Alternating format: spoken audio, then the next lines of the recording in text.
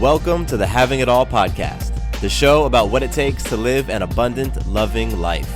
My name is Matthew Bivens, and each week I'm helping you get out of your head so that you can truly have it all. Let's do it. Today I want to talk about something that has been popping up in the news recently, and that is intermittent fasting. So just as a preface, this is not a medical episode. I am not a doctor. I am not a nutritionist or anything like that. So I'm not going to be giving any sort of medical advice. If you're looking for medical advice, then talk to your doctor or talk to somebody who's gone to school for this stuff. What I will be sharing with you, though, is my experience with intermittent fasting and really what I see as the major benefit to it, or major consequence. And by consequence, I simply mean result. And the reason why I have been doing it for the past 4 years. So, this whole topic has popped into, I think, the blogosphere, the interwebs, recently, and I saw it most recently with Terry Crews. He's the guy from those Old Spice commercials. He was interviewed, I think, on Business Insider, and I'll put a link to wherever the article was, wherever the interview was. But he was interviewed in a magazine and was saying that he's been doing intermittent fasting for years. And I don't know the exact type that he does, but he basically attributes intermittent fasting to his ability to maintain and really improve his health and his physique for all these years. And so if you know Terry Crews, if you're familiar with him, I mean, the dude's jacked. I don't know how old he is, but I'd say he's in his 40s.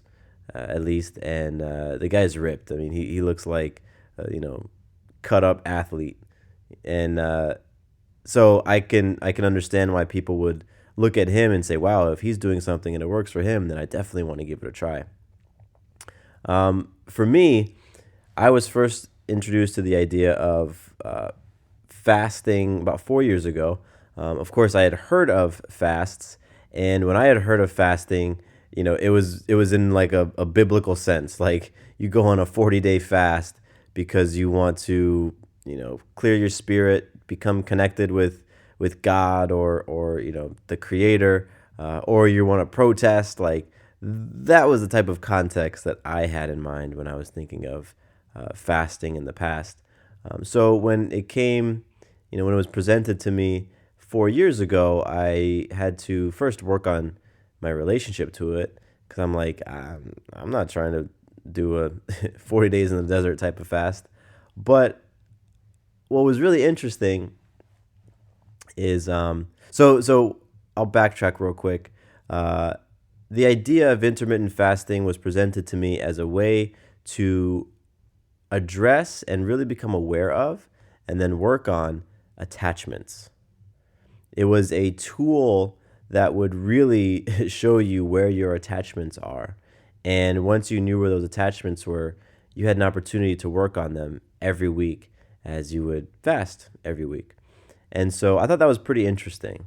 The idea came to me at a time when I was very, very interested and curious about understanding myself more. I wanted to understand more about what made me tick. I want to understand more about how my emotions moved and why they moved. And I wanted to understand my attachments. And so I entered my first fast with that context in mind, that I was going to be exploring and really getting to know and being exposed to my attachments. So the type of fasting that I've been doing is a 24-hour fast. And essentially I don't eat a meal or after, so it's on Mondays.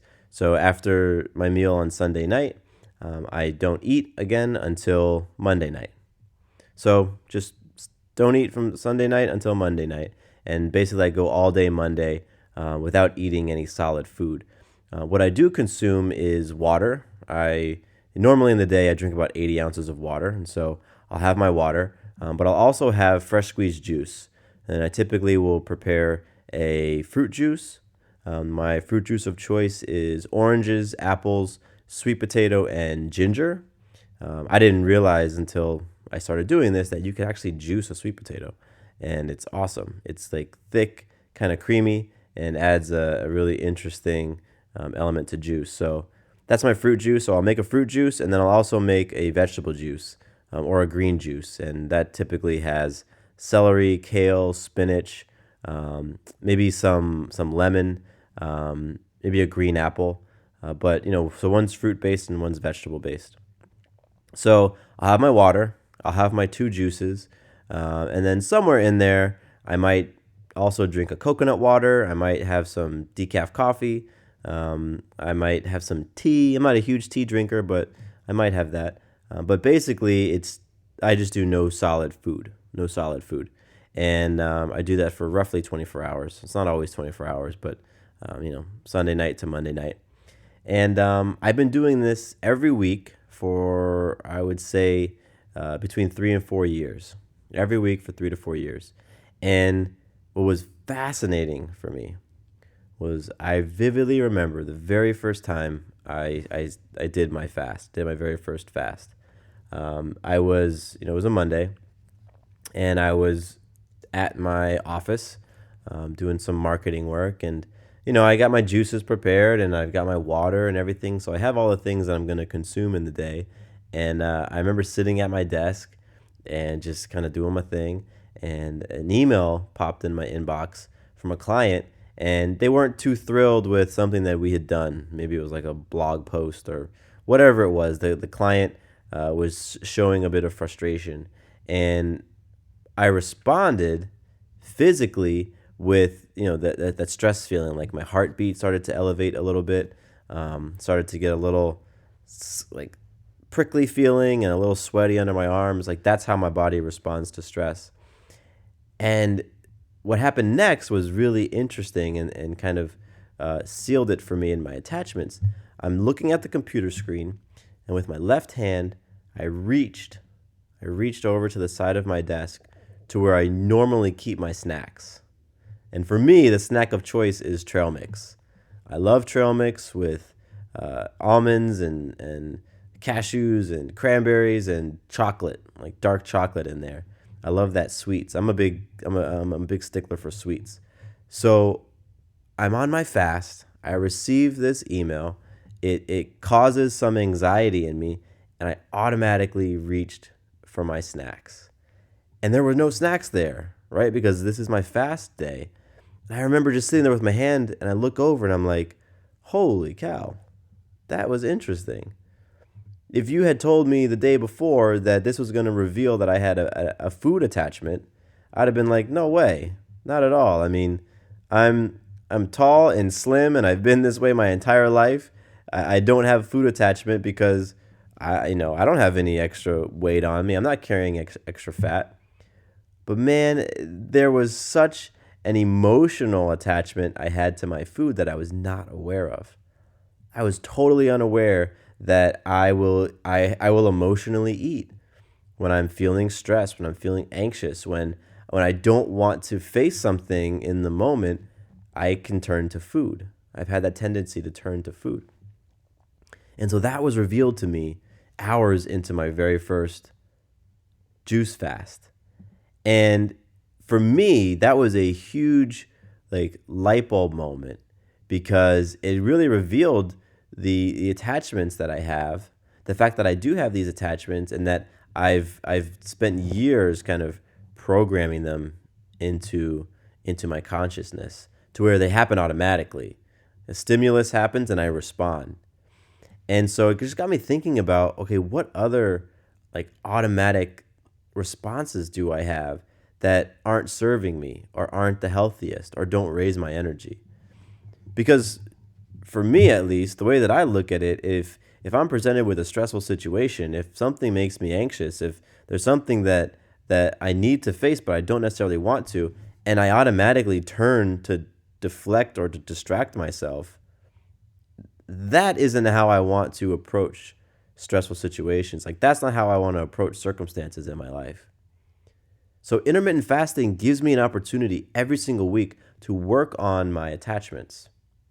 And it's grown since then, right? Because I realized that I have a huge attachment to food in general. I don't like that feeling of being hungry. And it's fascinating because like I will start to get frustrated. I'll start to get anxious. I'll start to get like really almost short-tempered sometimes when I'm doing my fast, and I'm like, wow, that doesn't need to be how I respond to different things. Because my body is I've become more and more aware of my body over the years as I've done many different little experiments just to see how I relate to different things and just to see how my body responds. As an example, I did a month of eating vegan. Excuse me.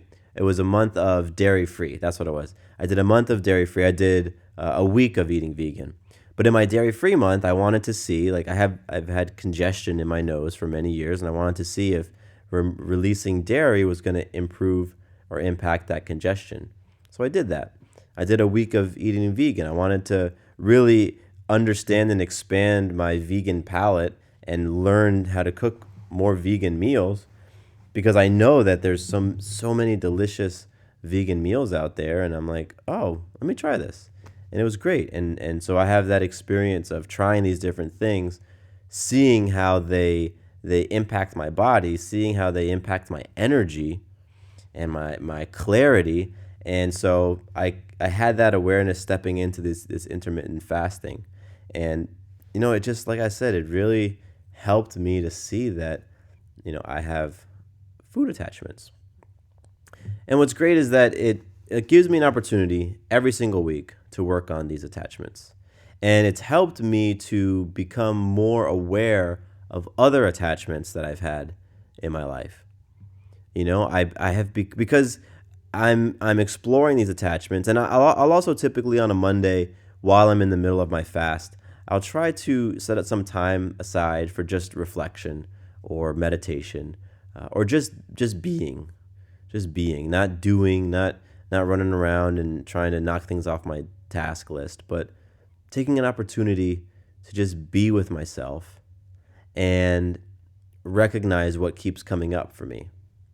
And so in those moments of being and in meditation, I'll think about some other attachments that I might have that I may not be aware of, whether, aware of them being around or aware of how strong they are. And one of them was my attachment to my wife, Sarah. I realized that it was an attachment that was really flirting with codependency, in some areas, and at times it was this sort of like codependent type of thing that I was feeling. And, from that point, I was able to then investigate more. Where does that come from? And really dig into previous relationships and past coding that I had. And like one of the scripts I used to run in my mind all the time in relationships was that I can't be or shouldn't be happy if my partner isn't happy. So I can't be happy if you're not happy. If you're happy, then great. I'm allowed to be happy. I can be happy and free and light and excited. But if you're down, if you're feeling sad, if you're feeling depressed, then I need to be that as well. And I was telling myself that the strength of that attachment was indicative of how strong our relationship was. Like, that doesn't make any sense. Like where I'm sitting right now, that makes no sense. But I was running that script in my mind so many times. So during these intermittent fasts that I do every week, I would investigate things like that. I would be like, man, okay, so where am I feeling attached to Sarah? Like, where am I feeling codependent? Because what I'm playing for is connection. And I think there's a difference between connection and attachment. Connection, I think I've probably said this on the show before, but connection, an example of connection is bringing two magnets together, with the opposing poles. When they meet, like they're attracted, boom, and they're connected. And depending on the strength of that magnet, you may not be able to pull them apart. When you do pull them apart, they separate clean. Right? They separate clean. That's connection. Attachment, I always say, is like gluing two pieces of paper together. Like they come together, But when you try to pull them apart, when you try to separate, when you try to say, okay, you're an individual, when you try to do that, once you've glued two things together, there's damage. Something's got to rip. Pieces of one are going to be on the other. Pieces of the other are going to be on the one. I mean, it doesn't come apart clean. It comes apart messy. That's the difference between attachment and connection. So intermittent fasting has created this amazing opportunity for me to investigate my attachments and investigate where I am attached to different things, different people, different ideas even, different beliefs. Because we can have attachments to a lot of things, and we do. We can have attachments to people. We can have attachments to our spouse or to our parents or to our siblings. We can have attachments to ideas. Those ideas could be our values. Those ideas could be different beliefs. We could be very, very attached to them. If you have a belief that, was formed in your childhood, maybe the belief reminds you of a particular person or a particular event, you might be really attached to that belief. And it may not be healthy for you. It may not be serving you. And in the case with me and the food, I have an attachment to things, an attachment to sweets, and I am playing for shifting my attachments to connection. I want to feel connected with people. I want to feel connected to my values. Not attached, because especially in the area of values and ideas, you can wear those on like a new t-shirt. Values aren't something that are set in stone. Values aren't universal truths. Principles are universal truths. Principles are true whether or not you want to believe them or not. Values is not the case. And as an example, you ask a person, what they value, and they might list 5 things. My top values could be authenticity or love or honesty or friendship, family. 2 people could say they value family, and that could mean 2 very, very different things. And then at some point you might do some self-reflecting and be like, you know what? Family is no longer one of my top values. So let me take that shirt off. Let me wear on something else. How about greatness? Yeah, greatness feels nice right now. That's I've updated my values, and that's my new top value. But if you're attached to that, there's resistance to letting go of that thing. If you're attached to your food, there's resistance when you start to realize that, wow, this isn't necessarily improving my health. This isn't improving my energy. This is pulling me down. When you're attached to people, there's a lot of resistance when you realize that your partner is an ankle weight in your life, that your partner isn't supporting you being your greatest self. Well, you're like, I'm attached to this person. I don't want to let them go. I'd rather play small. All those things happen as we start to investigate our attachments, or can happen. I'm not saying they will, but as you start investigating your attachments, things start to come up. And for me, that's what intermittent fasting gave me an opportunity to do every week, and continues. It's Wednesday right now. I was fasting just 2 days ago. And so, like I said at the top of this episode, this is not a medically based episode. I'm not giving you advice on how to do fasts or what to eat or what not to eat. I mean, I think if you're going to venture into this thing, you want to make sure you're doing it in a very healthy way, physically healthy way.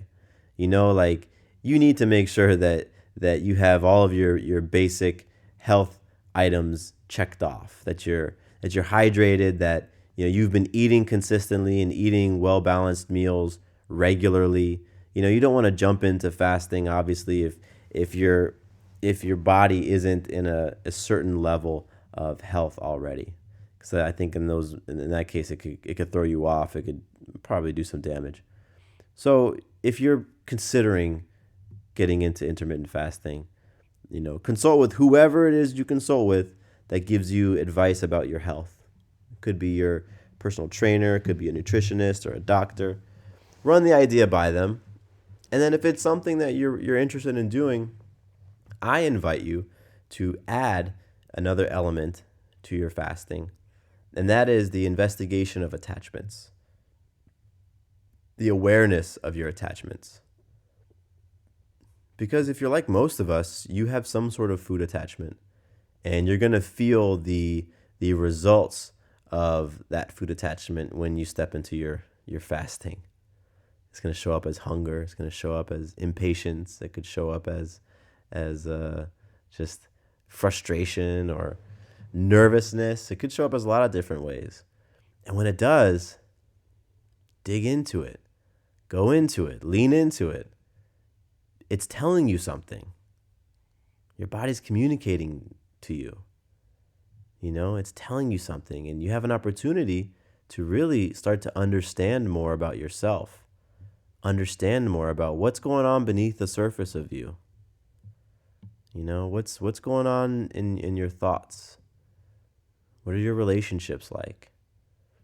All those different things. So that's my experience with intermittent fasting. That's why I do it. That's why I continue to do it. And I don't have any intentions of stopping. I haven't said this yet, but for me, intermittent fasting is not necessarily about my physical health. It's not that I'm trying to lose weight or anything. Like, I don't have much weight to lose. I do believe that it gives my digestive system a little bit of a break. Gives me a chance to process some of the food that's currently sitting in my intestines and my colon. I can move some of those things through me. Gives me a chance to replenish my body with a lot of the things that maybe I haven't been giving it during the week, that I can get in those fresh squeezed juices, in that water. So I do think that there is an aspect of fasting for me that is physically health related, but there's that bigger part for me which is consciously related.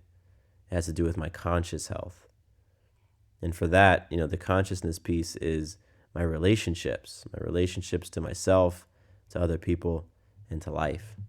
And so that is why I choose to do a 24-hour juice fast every single Monday. So, like I said, I will find the link to that Terry Crews interview and I'll put it into the show notes for this episode.